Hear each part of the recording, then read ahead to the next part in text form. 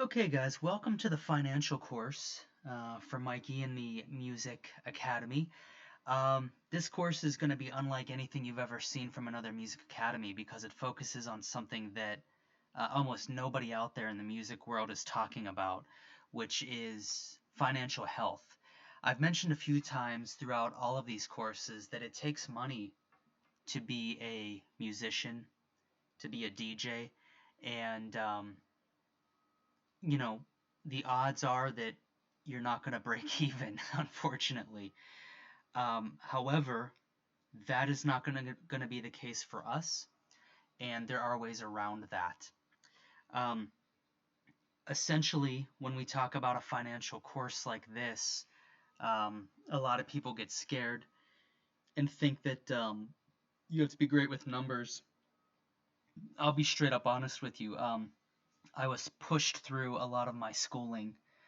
I have complete anxiety when it comes to math. If my little 9-year-old cousin asked me what whatever 7 times 9 was, it would strike a little bit of anxiety in me, and I'd probably try to play it cool. But I'm just saying that I am not some math genius by any means. I also think that I struggle with a little bit of dyslexia. So I'm just trying to say to you, not so much woe is me, but just that if I can do it, I'm telling you, anybody can do it. Um, the way that I'd really like to start this off, though, just to get right into it, is to think about maximizing what you do for a day job if you're still in that realm of music at night or music in off time and still a day job.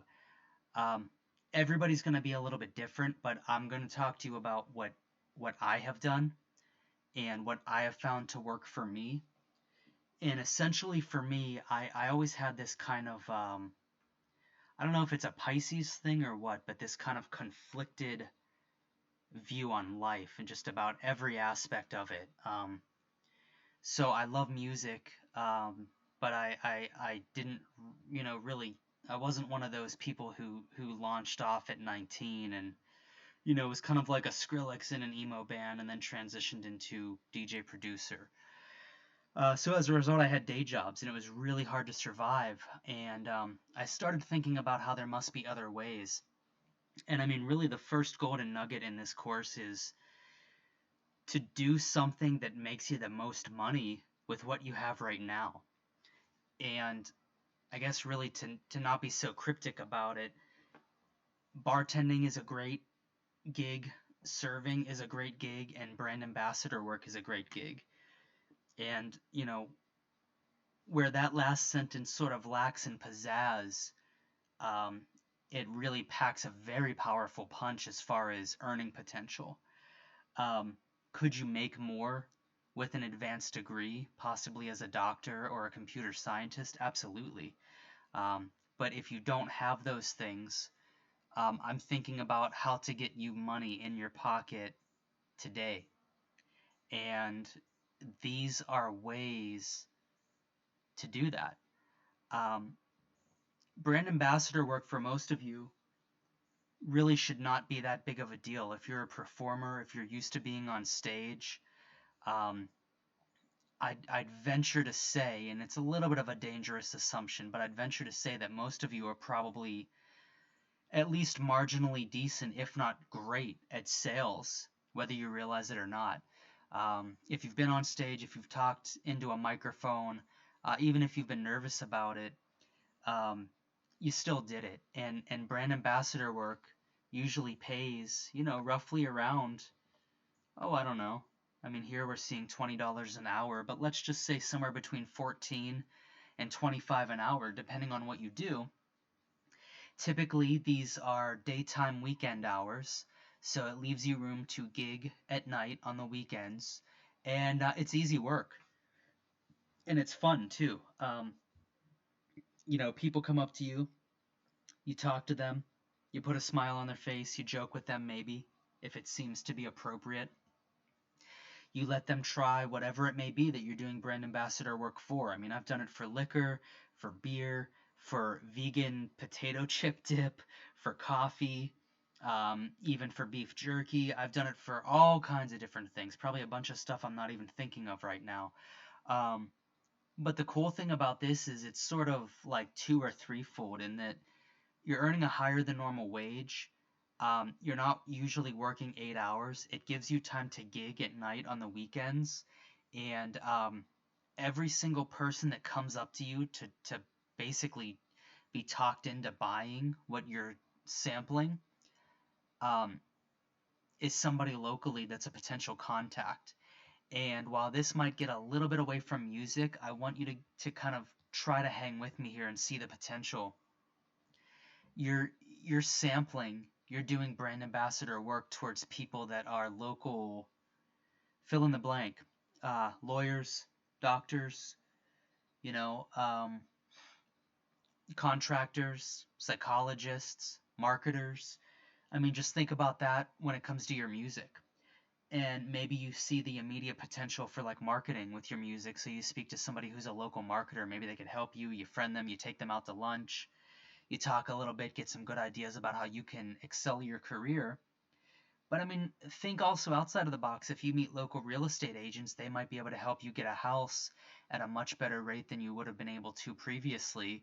And now the financial burden of a mortgage is either dramatically reduced, if not completely lifted. I mean, deals happen all the time where you might be able to pay cash for something or find out about something, some way of paying that you didn't know about.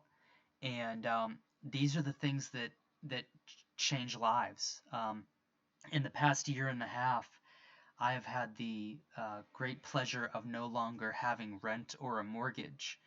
And to be as young as I am and have that, it's unbelievable. Most people at my age don't have that.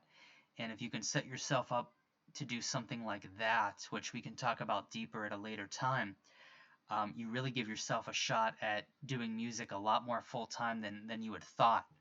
Um, it's amazing when you get out of the grind of renting how much free time you really allow yourself. Um, so, think about that too. I think I mentioned doctors and dentists. I mean, if you're off to a gig and you crack a tooth, you may not think much about, well, what good is a dentist going to do for me meeting them inside of a big box store sampling brownies?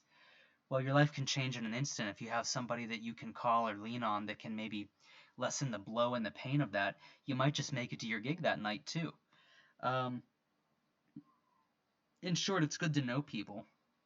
Now, the same is true with bartending. Everything I just said is true for bartending or serving as well, for sure.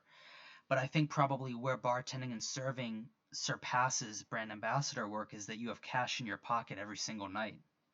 So um, that can be super helpful and maybe a little bit less corporate than brand ambassador work.